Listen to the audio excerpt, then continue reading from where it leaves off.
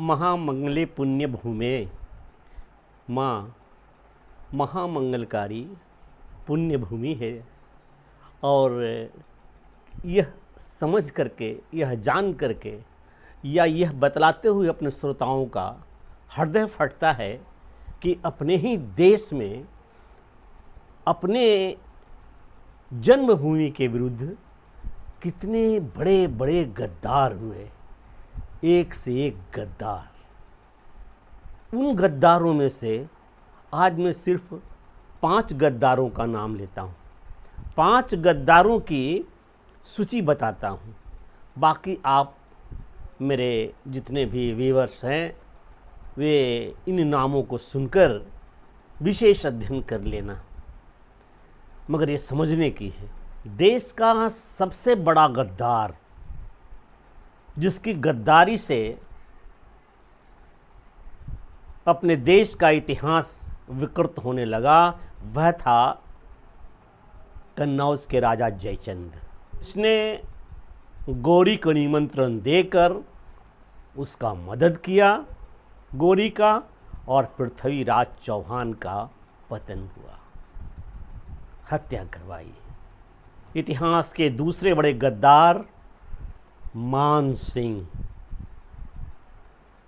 जिसने महाराणा प्रताप अपने ही भाई के साथ विश्वासघात किया और मुगल राजा अकबर की मदद की। मदद ही नहीं की बल्कि हल्दी घाटी की लड़ाई में अकबर की ओर से मान सिंह महाराणा प्रताप के विरुद्ध सेनापति भी था। आश्चर्य। बात करते हैं तीसरे गद्दार की।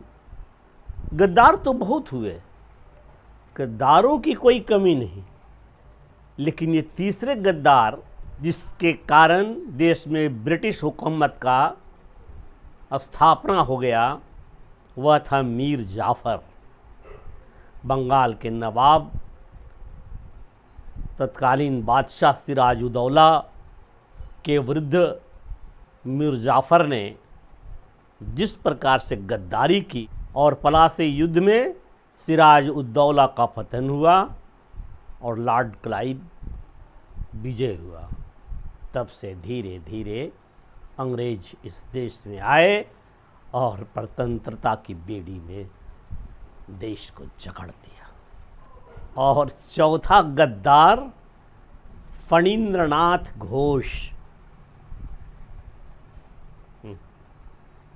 जिस भूमि से सुभाष चंद्र बोस आते हैं उस भूमि का ही फणींद्रनाथ घोष, जिसने भगत सिंह, सुखदेव ऐसे ऐसे वीर क्रांतिकारियों को धोखा देकर, सरकारी गवाह बनकर उनको फांसी के तख्ते तक पहुंचाया।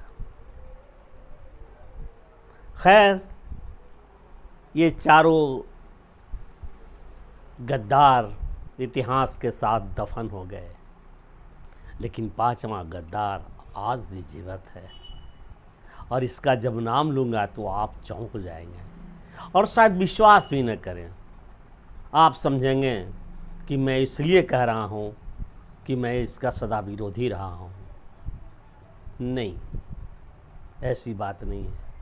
5वां गद्दार कांग्रेस। 5वां गद्दार कांग्रेस, जो इस देश में 1885 ईस्वी में एक अंग्रेज़ के द्वारा स्थापित हुआ। एक संगठन अंग्रेज़ों के हित में, अंग्रेज़ों की रक्षा के लिए और भारत के जो स्वतंत्रता संग्राम के सेनानी थे उसको दिशा से भटकाने के लिए उपयोग किया। उस कांग्रेस के विषय में ये सुनिए। गद्दारी की बात हो और भारत की सबसे पुरानी पार्टी को भूल जाएं, ऐसा असंभव है। कोई एक नेता की बात हो तो नाम लिया जाए, मगर जिस पार्टी के नेताओं ने समय समय पर देश और हिंदू की पीठ में खंजर घोंपा, उससे किसी एक व्यक्ति का नाम लेना बाकियों के साथ अन्याय होगा। इसलिए 1885 में स्थापना से लेकर आज तक कांग्रेस के नेताओं का इतिहास दागदार रहा है, जिसमें नेहरू से लेकर गांधी तक सब नेताओं के दामन हिंदुओं और देशवासियों के खून से रंगे हुए दिखते हैं। कांग्रेस की देश को जो देन है वह मुख्यतः इस प्रकार है। 1947 में देश विभाजन, कश्मीर समस्या, 1962 में चीन से लड़ाई में भारत की पराजय, देश के बंटवारे वाले प्रमाण पत्र पर हस्ताक्षर नेहरू के थे, सुभाष चंद्र बोस की गुमनामी पर चुप्पी साधने वाले नेहरू थे, और इतिहास में कहा तो ये भी जाता है कि चंद्रशेखर आजाद को यदि किसी ने छल से मरवाया तो वो भी कांग्रेस के ही कोई नेता थे। लाल बहादुर शास्त्री की मौत और उसकी कोई जांच पड़ताल तक नहीं हुई। वास्तव में कांग्रेस एक स्थापित गद्दार है इस देश में, जिसका जड़ से उखड़ना बहुत आवश्यक है। आज भी देखिए 3 दिन से ईडी में कांग्रेस के कुंवर पूछताछ में क्या गए, कांग्रेसियों ने आसमान सर पर उठा रखा है और कितने खुराफात कर रहे हैं। इतनी खुराफात तो इन लोगों ने अंग्रेज़ों के ज़माने में अंग्रेज़ों को भगाने के लिए भी नहीं किया। देशभक्तों, यह ध्यान में रखिए, यह देश आपका है, आपका है। और आपका मैं जब कहता हूँ तो यह कतई नहीं है कि मैं इस देश के सारे मुसलमानों को दूर करता हूँ। ये जो वास्तव में वे मुसलमान जो आज भी इस धरती से रच बच नहीं सके हैं, यहाँ की सभ्यता संस्कृति को पचा नहीं पाए हैं, वो जानबूझ करके जिनको उबकाई उल्टी आती है, उन्हें मैं अलग करता हूँ। और बाकी जो जिन मुसलमानों में समर्पण है, निष्ठा है देश के प्रति, वे तो हमारे अपने हैं ही, वे तो प्राक्रांतर से हिंदू ही हैं। किशन लाल के जैसे कहे जाते हैं, अमर अकबर एंटोनी 3 बेटे थे, बाप तो एक ही था, किशन लाल। आशा है आज का ये वीडियो आपको पसंद आया होगा।